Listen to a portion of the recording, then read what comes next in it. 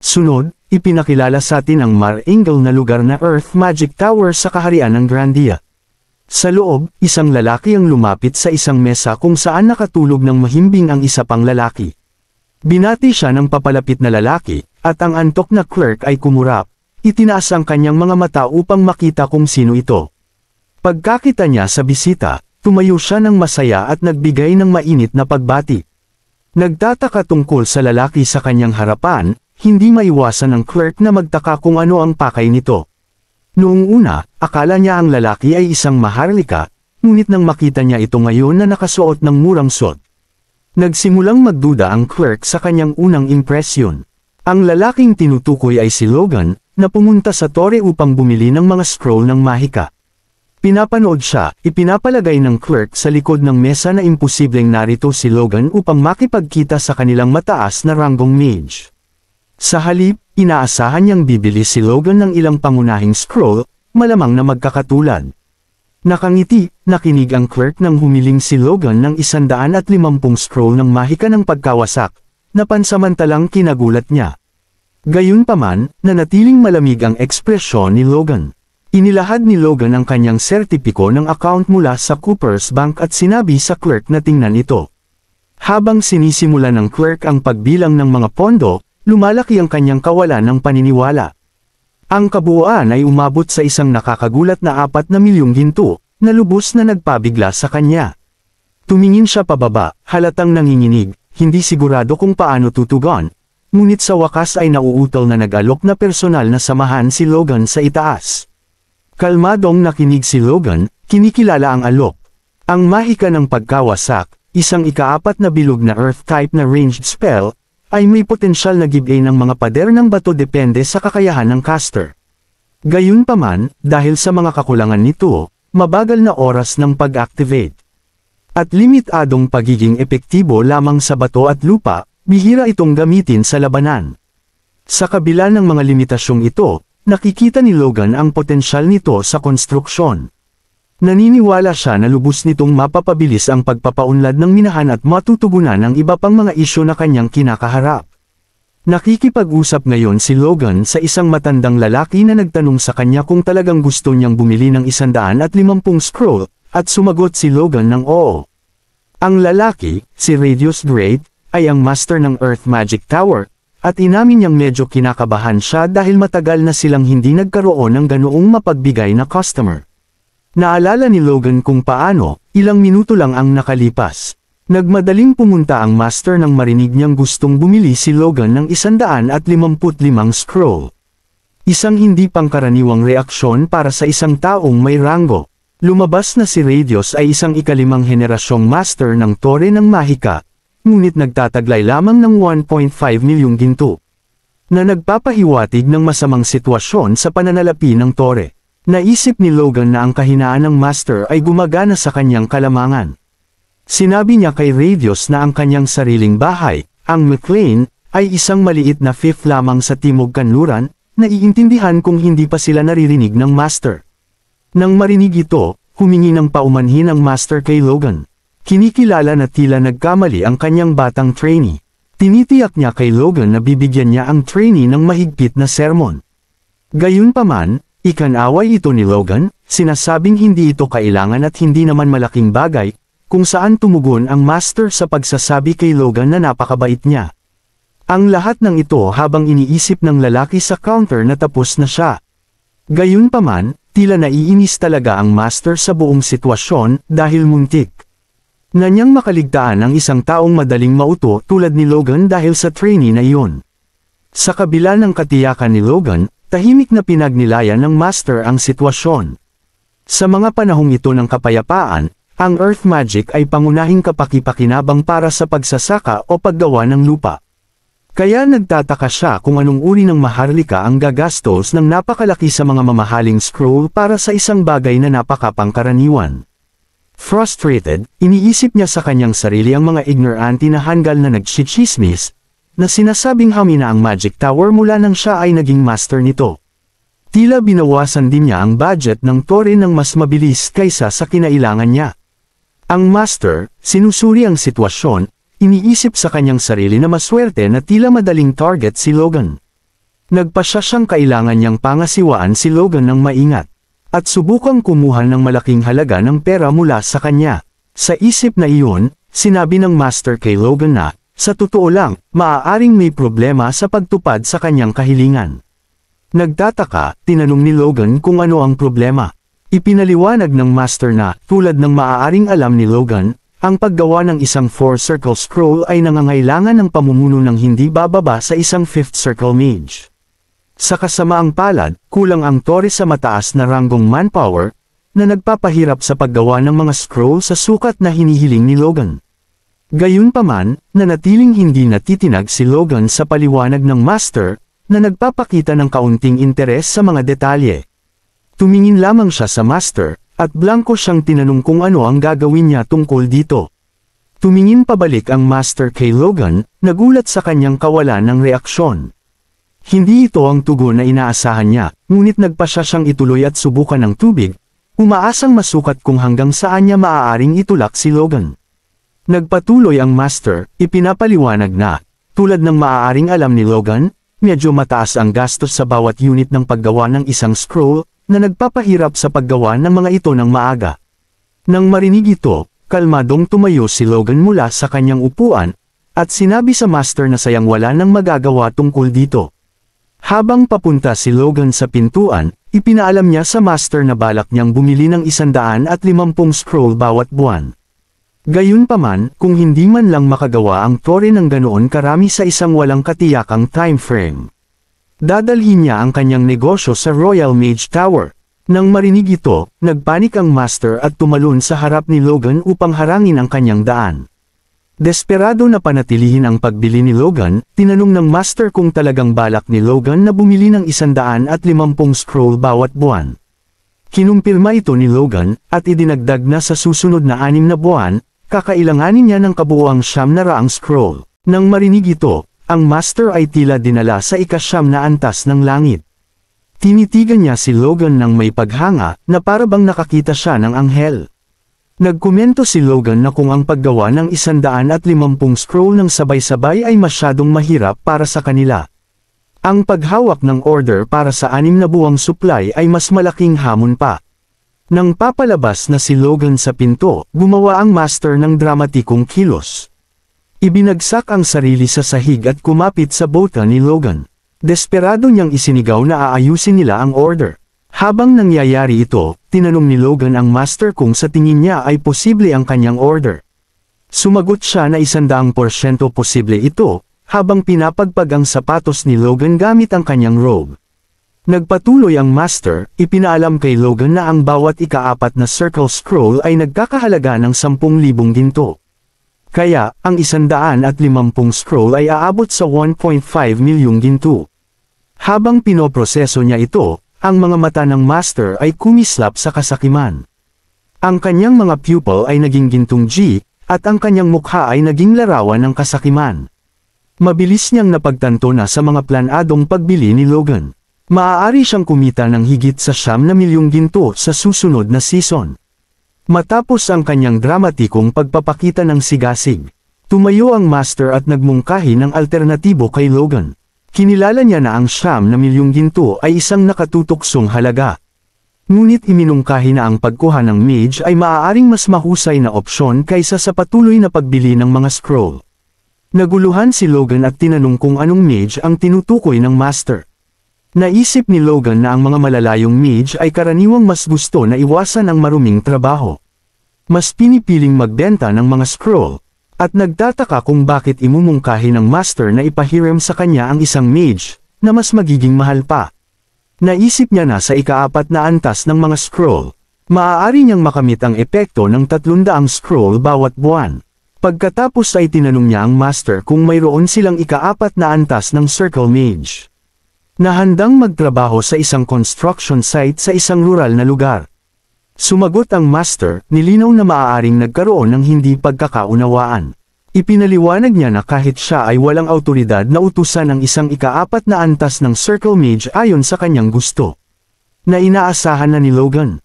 Sa halip, inalok ng Master na ipadala ang 9 na second circle mage at isang third circle mage. Ipinaliwanag niya na ang mga mage na ito ay mga disipulo na may malawak na karanasan sa pagtatrabaho sa mga team at iba't ibang construction sites. Bilang kapalit, hiniling ng master na bawasan ni Logan ang bilang ng mga scroll. Pinag-isipan ni Logan ang alok na ito at naisip na maaaring magandang deal ito. Dahil sa pangmatagalang katangian ng trabaho sa konstruksyon, ang pagpapadala ng isang team ng mga mage ay maaaring mas kapaki-pakinabang kaysa sa pagkuha ng isang ika-4 na antas ng Circle Mage. Gayunpaman, nag-aalangan si Logan na kumuha ng mga mage na dalubhasa sa konstruksyon. Nagtataka kung anong klaseng mga tao sila. Biglang lumitaw ang isang grupo ng mga pagod at sugatang lalaki sa harap ni Logan. Pinamumunuan ng Third Circle Mage na nagngangalang Grip. Ang mga lalaking ito ay mukhang kagagaling lang sa digmaan. Nagulat sa kalagayan ng mga lalaki, nahirapan si Logan na magsalita. Biglang sumingit ang master, sinabi sa grupo na ngayong tapos na ang mga formalidad. Maaari na silang bumalik sa kanilang mga silid. Mabilis na tumakas ang mga lalaki, halatang natatakot. Iniwan si Logan na nagtataka kung ano ang nangyari. Nagngit-ngit si Logan, humarap sa master at sinabi na mukhang malapit na silang mawalan ng malay. Sumagot ang master, kinilala ang kanilang gusot na hitsura. Ngunit tiniyak kay Logan na sila ay mga batang tauhan, na may pinakamaraming karanasan sa konstruksyon sa Magic Tower. Sila ay mga espesyalista sa kanilang larangan. Naisip ni Logan ang mga salita ng master at naisip na, sa kabila ng kanilang hitsura, ang mga mage ay tila may kakayahan ng tinansya niya sila gamit ang kanyang mga pandama. Sa isang third circle master at ilang second circle expert sa kanila. At lahat sila ay nasa kanilang 20s. Sila ay kumakatawan sa promising talent anuman ang kanilang kalagayan. Sa kabila ng tagumpay, nananatiling naghihinala si Logan. Hindi niya lubos na pinagkakatiwalaan na talagang ipapadala ng master ang kanyang mga disipulo sa kanayunan gaya ng ipinangako. At nagtataka kung dapat niyang subukan ang master sa ilang paraan. Hinarap ni Logan ang master, sinabi na kahit natuparin niya ang kanyang mga pangako. Ang mga scroll ay mas mataas na grado na nagpapababa sa kabuuang bilang. Idinagdag niya na ang pagpapalit ng mga second circle mage bilang kapalit ay hindi mukhang patas na deal. At sumagot ang master, tiniyak kay Logan na ang team ng 10 mage ay sapat. Lalo na isang third circle mage ang namumuno sa kanila. Iginiit niya na ang kanilang pinagsamang kakayahan ay higit na makakabawi sa anumang pagbawas sa bilang ng scroll. Nang marinig ang sagot ng master, muling nagpakita si Logan ng kanyang signature killer smile. Sa tuwing ipinapakita niya ang ekspresyong ito, nagpapadala ito ng kilabot sa aking gulugod. At naalala ko na ang lalaki ay isang psycho pa rin. Si Logan, na nakangiti pa rin, ay nagsimulang makipagnegosasyon sa master. Iminungkahi niya na para sa 120 Destruction Magic Scroll, at ang pagpapadala ng 10 mage. Ang presyo ay dapat itakda sa 1.2 milyong ginto bawat buwan. Sinubukan ng master na panatilihin ang kanyang kalmado nang marinig ang desisyon ni Logan. Ngunit halata na siya ay nagulat sa kanyang sinabi. Nagpatuloy si Logan sa pag-iisip na ito ay isang napakamurang presyo para sa 10 mage.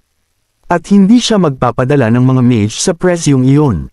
Hindi naman umaasa si Logan kung gagana ito. Gayunpaman, nagulat pa rin siya nang marinig ang master na sumasang-ayon sa presyong itinakda ni Logan. Kinuha ng master ang isang kontrata, at hinimok si Logan na pirmahan ito kaagad, para hindi mawala ang pagkakataon. Tiningnan ni Logan ang piraso ng papel, at nagtaka kung paano may sasang-ayon sa mga tuntuning iyon. At nagmamadali pa. Dahil hindi pa natutuyo ang tinta sa pahina. Habang iniisip ni Logan na may kakaiba, biglang bumukas ang pinto sa likuran niya at pumasok ang punong elder, habang pinipigilan siya ng 2 disipulo. Sinabi ng punong elder sa master na narinig niya ang lahat ng ginagawa nito sa kanyang mga disipulo at mag-uusap sila dito mismo. Habang pinipigilan ng mga disipulo ang punong elder, nagmamakaawa na huwag nitong gawin ang anumang balak niya. Biglang sumugod si Clayton na parang walang makakapigil.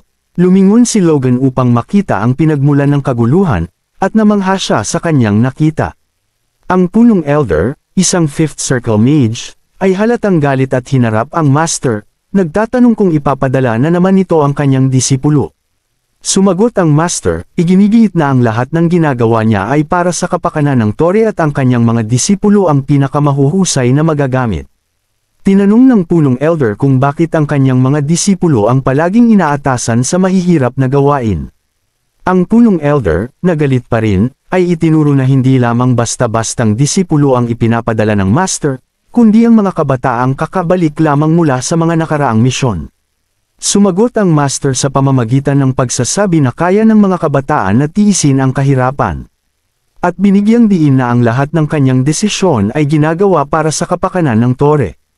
Inakusahan ng elder ang Master ng pagmamaltrato sa kanyang mga disipulo mula nang maging elder at 5th Circle Mage si Clayton noong nakaraang taon.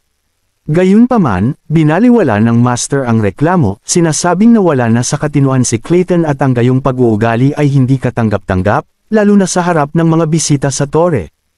Habang pinagmamasdan ni Logan ang eksena, nagsimula niyang maunawaan ang mga nakatagong dinamika. Si Clayton, na umangat sa 5th Circle Mage at naging elder sa murang edad, ay tila isang banta sa Master ng Tore. At upang pahiniin si Clayton, ibinubuntan ng Master ang kanyang galit sa mga batang disipulo. Sa kabila ng tensyon, nanatiling walang pakialam si Logan sa panloob na alitan. Natutuwa lamang siya na ang kaguluhan sa loob ng Tore ay nagiging pabor sa kanya. Humarap ang Master ng Tore kay Clayton at malamig na sinabi na kung ayaw ni Clayton sumunod sa kanyang mga utos, wala siyang pakialam sa kanilang kapalaran. Sinabi niya kay Clayton at sa kanyang mga disipulo na maaari silang umalis kaagad kung gusto nila, at tinanong ng elder kung seryoso siya sa kanyang sinabi. Pagkarinig sa ultimatum ng Master ng Tore, sinimula ni Clayton na ipunan ang kanyang kapangyarihan ng mahika, halatang handa na sa labanan. Sa kabila ng nalalapit na labanan, nanatiling kalmado ang matanda at tahimik na tinanong si Clayton kung talagang gusto niyang ituloy ang laban, habang nag-iipon din ng kanyang sariling mahika. Nagsimulang umuga ang lupa sa kanilang paligid, at halos naghihiwalay ang mga bagay sa silid. Kinilala ng isa sa mga disipulo ang panganib ng sitwasyon at sinabing kailangan nilang pigilan ang dalawa. Sinigawan ni Clayton ang Master ng Tore, sinasabing mas mabuting maghanda ito sa darating. Habang tinitingnan lamang siya ng Master ng Tore, at naghahanda sa pag-atake. Biglang binagsak ni Logan ang kamay sa mesa. Nakuha nito ang atensyon nila, na parang wala siyang pakialam sa kanilang labanan. Natigilan ang dalawa sa ginawa ni Logan, at namangha rin ang mga batang disipulo sa nangyari. Ipinakita ni Logan sa isa pang lalaki ang piraso ng papel na katatapos lang niyang tatakan. Ito ang kontratang pipirmahan niya sana sa Master ng Tore, na kumpleto na ngayon. Sinabi niya sa 10 taong naghihintay sa silid na sumunod sa kanya, at kinausap din si Clayton at ang Master ng Tore. Sinabi niya sa kanila na ayusin nila ang kanilang problema, ang kontrata ay nananatiling balido. Kahit magbago pa ng Master ang Mage Tower, kaya walang magiging problema sa negosyo. Kinilala ng Master ng Tore kung gaano sila nakakahiya sa harap ng kanilang bisita. At sinabi kay Logan na ipapadala niya ang mga scroll sa kanya sa sandaling matapos sila. Ngunit sinabi ni Clayton na hindi pa sila tapos mag-usap. Tinanong ng Master si Clayton kung babaliwalan nito ang opisyal na kontrata ng Earth Magic Tower ngayon mismo at pinagalitan ito na alamin ang kanyang lugar. Nagpatuloy si Clayton sa pagsasabi sa Master na kung ganito ang paraan ng pagtatanong nito. Kung gayon ang kanyang desisyon ay pinal. Susundan ni Clayton ang kanyang mga disipulo. Parehong namangha sina Logan at ang Master ng Tore kay Clayton. Sinabi ng Master na baliw na si Clayton. Isang elder na sumusunod sa kanyang mga disipulo sa isang construction site ay hindi pa nangyayari hanggang ngayon. At sumigaw si Logan na hindi siya kailanman nag-hire ng isang 5th Circle Mage. Dito, sumagot si Clayton sa pamamagitan ng pagsasabi na hindi niya gusto na bayaran siya ni Logan ng hiwalay. Plano lamang niyang makipagtulungan sa kanya upang tulungan ang kanyang mga disipulo at matapos ang trabaho ng mas maaga. At pagkarinig nito, yumuko si Logan sa harap ng elder at sinabi na maglilingkod siya ng buong puso. Ang hinihiling lamang ni Clayton ay ipagpaliban ni Logan ang pagpapadala sa kanyang mga disipulo ng isang araw. Dahil kailangan nilang magpahinga bago sila umalis muli. At magiliw na pumayag si Logan sa kahilingan at sinabi kay Clayton na magkita sila bukas ng tanghali sa kanlurang tarangkahan. Kinabukasan, isang karwahe ang nakitang lumabas sa tarangkahan ng tore. Nakatayo si Logan sa labas, nakasandaw sa pader na may backpack sa kanyang balikat, naghihintay kay Clayton at sa iba pa. Habang naghihintay siya, inisip niya kung paano naging hindi inaasahang jackpot ang kontrata kahapon. Ang pag-hire ng isang 5 The Circle Mage sa pamamagitan ng karaniwang kontrata ay magastos sa kanya.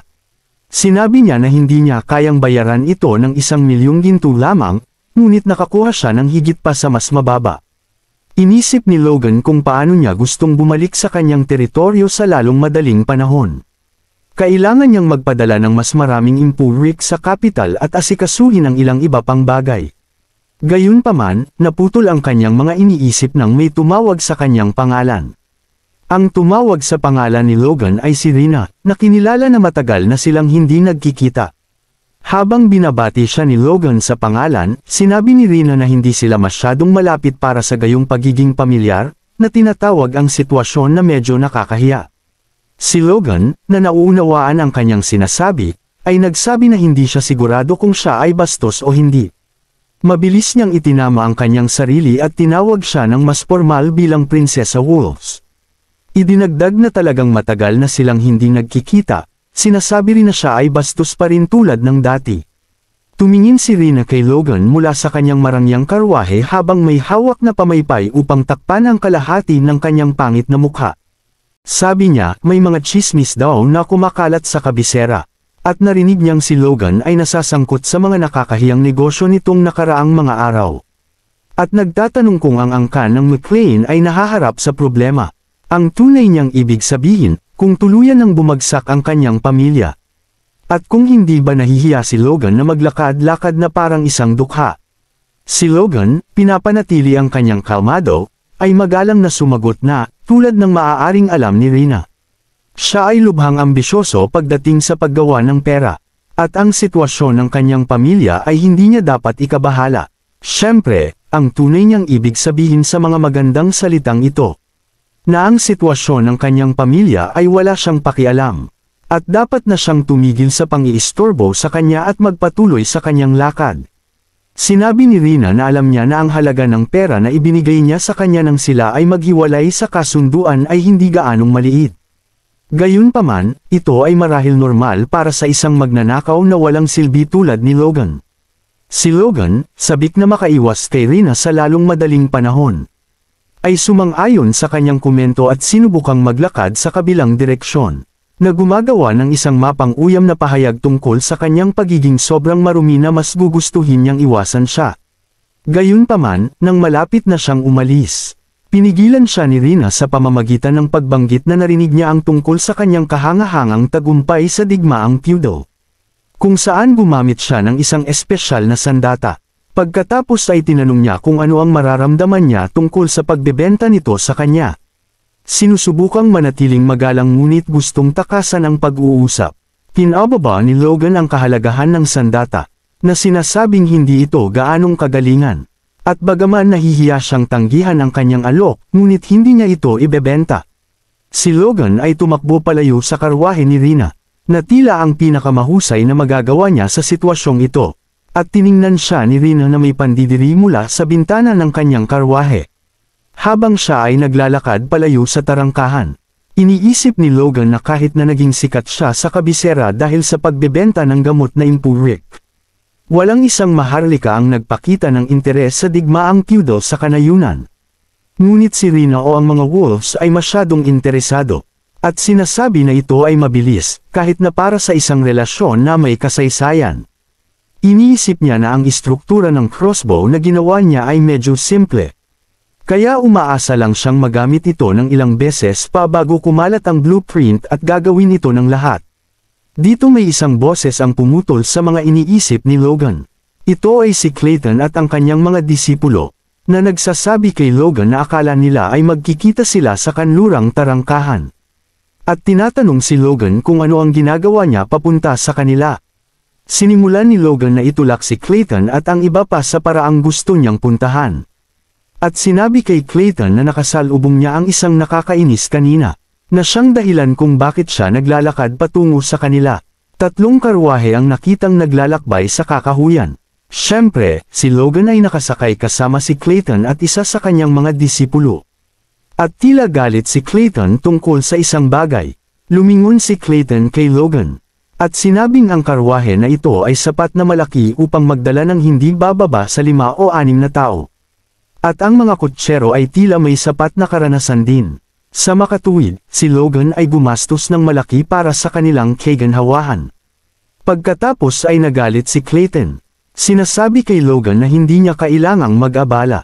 At ginugol niya ang lahat ng perang ito ng walang kabuluhan. Habang sinusubukan ng kanyang disipulo na pigilan siya. Nang marinig ito, tiningnan ni Logan si Clayton. At naisip na hindi ito ang unang pagkakataon na ang isang mage ay may mataas na pagmamataas. Pagkatapos ay sinabi niya kay Clayton na siya ay masayang maglingkod sa mga dakilang salamangkero. Kaya ang lahat ng kanyang ginagawa ay pangunahin lamang. Habang iniisip na umarkila siya ng isang 5th circle mage ng libre. Kaya ang pagpapakumbaba sa kanya ay hindi malaking bagay. Gayunpaman, hindi sumagot si Clayton dito. Sa halip, tumingin lamang siya sa labas ng bintana at patuloy na nagagalit. Matapos ang paglubog ng gabi, si Logan at ang iba pa ay tila nagkampo sa isang malawak na lugar sa kakahuyan. At sinabi ni Logan na huli na upang maglakbay ngayon. Kaya magpapahinga sila doon ngayong gabi. At magpapatuloy patungo sa kanilang destinasyon bukas. Pagkatapos nito, nagsimulang mag-set up si Logan ng campfire at nagsimulang magmuni-muni. Mula sa kung saan, lumitaw ang isang lalaking may hawak na kutsilyo. At tila handa siyang sumalakay. Inihagis niya ang kanyang kutsilyo kay Logan. Ngunit naramdaman niya ito, at ibinaba ang kanyang ulo upang iwasan ito. At pagkatapos, nang hindi sinisira ang kanyang estado ng pagmumuni-muni, tinanong niya kung sino iyon. Lumabas ang isa sa mga lalaki mula sa mga anino, at pinuri si Logan sa paraan ng kanyang pag-iwas doon, na sinasabing ito ay medyo kahanga-hanga para sa isang batang Panginoon. Tumayo si Logan, at nagpatuloy ang lalaki na nagsasabing narinig niya ang lahat ng mga chismis tungkol sa kanya sa kabisera. At tinanong si Logan kung hindi ba siya ang nagtipon ng napakaraming pera sa pamamagitan ng pagbebenta ng kakaibang gamot. Si Logan ay napapaligiran ng 5 lalaki. At nagtataka siya kung sila ay mga magnanakaw. Naiinis siyang huminga, at sinabi sa lalaki na ang gusto lamang niya ay sanayin ang kanyang huling natutunan sa pamamagitan ng malayang pagmumuni-muni. Gayunpaman, ito ang perpektong pagkakataon dahil ginambala nila siya. Pagkatapos ay kinuha niya ang kanyang espada, at sinabi sa mga bandido na sila ay magsisilbing kanyang mga kasosyo sa pagsasanay upang bayaran ang panghihimasok. Ang isa sa mga bandido ay nanunuya kay Logan, nagtatanong kung anong kalokohan ang sinasabi niya. Nang walang pag-aalinlangan, mabilis niyang hiniwa ang lalamunan ng bandido. Tinapos ang pagtawa ng lalaki sa isang iglap. Ang 2 lalaki ay tumingin sa kanilang kasama, at hindi maintindihan kung paano gumalaw si Logan ng napakabilis. Ang isa sa kanila ay tumalon upang salakayin si Logan. Nang makita ito, si Logan ay kumuha ng agresibong posisyon, at naghanda upang sumalakay. Habang papalapit ang bandido kay Logan, handa nang itusok ang kanyang kutsilyo, umiwas si Logan at ginilitan ang tiyan nito sa isang mabilis na kilos at itinapon din ito sa hangin. Nang makita ito, nawala ang kumpiyansa ng ibang mga bandido at namangha sa kanyang lakas. Ang lalaki ay lumapag na ang likod ay tumama sa puno, at tila nawalan siya ng malay. 2 sa mga lalaki ang bumagsak at 3 ang natira. Napagtanto ng isang bandido na walang paraan na matatalo nila si Logan, kaya hinimok niya ang iba na tumakas ng mabilis. Ngunit doon niya napagtanto ang nakakagulat na katotohanan. Hindi niya maigalaw ang kanyang mga binti. Pagkatapos ay tila nagpakawala si Logan ng kanyang aura, at ang paraan ng kanyang paghawak sa espada at ang kanyang pagtingin sa kanyang mga kaaway ay tila pamilyar. Ginaya niya ang kilos ni Felix mula sa kanilang pagsasanay. Nagawang i-charge ni Logan ang kanyang espada ng sapat na mana upang kopyahin ang atake na itinuro sa kanya ni Felix, ang Aura Blade, at tila isang buong pagpatay ang magaganap. Inilagay ni Logan ang kanyang paa pasulong para sa mas matibay na pagkakahawak at pagkatapos ay hiniwa ang hangin ng may napakalaking lakas. Nagawa niyang tamaan ang 2 sa kanyang mga kalaban at agad silang pinabagsak. Pagkatapos ay may kakaibang nangyari. Nawala ang aura na nagawa niyang buuin, na medyo pinagtaka niya. Pagkatapos ay naisip niya na ang kasanayang ito ay mahirap panatilihin sa mahabang panahon, habang nakatingin siya sa huling bandido na bumagsak sa kanyang puwit at takot na takot. Masaya si Logan na nagawa niyang gamitin ang galaw na itinuro ni Felix. Habang hindi siya nagbibigay pansin, gumapang ang huling bandido palayo patungo sa kaligtasan, sinusubukang takasan ang paparating na panganib na dulot ni Logan. Pagkatapos ay nagpatuloy si Logan sa pag-iisip na ang pag-focus at pag-compress ng puwersa sa pamamagitan ng bagong awtoridad ay nagbubunga ng aura.